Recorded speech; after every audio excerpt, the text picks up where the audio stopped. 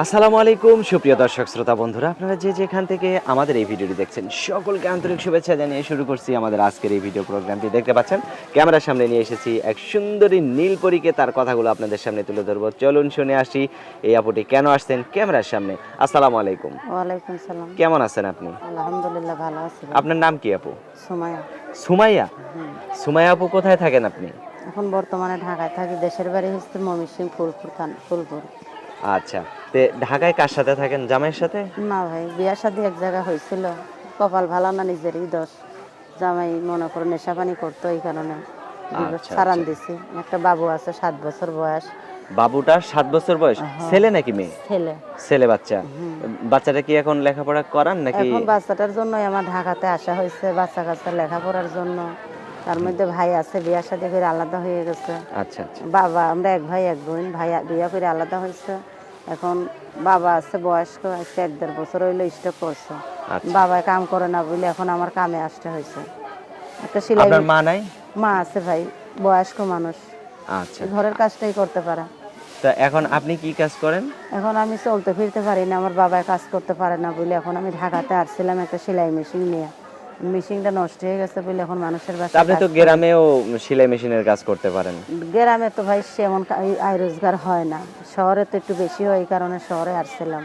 গ্রামে বাবুরে নিয়ে মজুরি দেয় কম। কম দেয়। এখন আনছিলাম, মেশিন নষ্ট হয়ে গেছে। এখন বর্তমানে এক মাস হইলে মানুষের বাসা বাড়িতে কাম করি।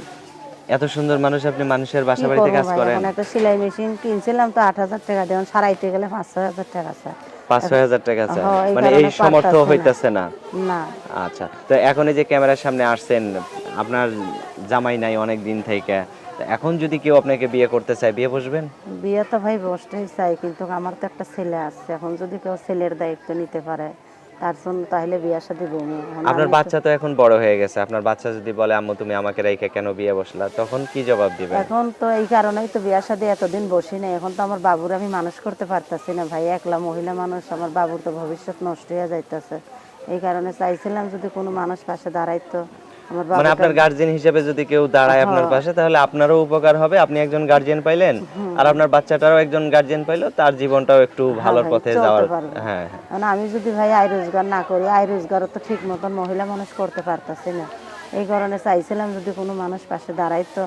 5 ওয়াক্ত নামাজ পড়ি ভাই, অনেক কষ্ট করে প্রতিবেদনে আসছি। কোনো আশা ছিল না আসার জন্য, এখন ভাগ্যটাই নামছে, কি করবো। আচ্ছা আচ্ছা। তো ফোন নাম্বার কি মুখস্থ আছে? না ভাই, এই যে ফোন নাম্বার আছে। আমার হাতে যেটা হ্যাঁ দিছেন হ্যাঁ, এটা? ওইটা ভাই, ওইটা। আচ্ছা, তো আমি বলি, আমার সাথে সাথে আপনিও আচ্ছা। বলেন। 019 019 39 39 72 72 96 96 74। 74। এটাই তো আপনার ফোন নাম্বার? হুম। আচ্ছা, এই নাম্বারে ফোন দিলে দর্শক, এই নাম্বারে ফোন দিলে এই সুন্দরী নীলপরী আপুটিকে আপুটির সাথে কথা বলা যাবে। দেখতে পাচ্ছেন কত সুন্দর একটা মায়াবী মুখ নিয়ে দাঁড়িয়ে আছে, তার মুখটা দেখতে অনেক সুন্দর একটা মায়াবী লাগতেছে।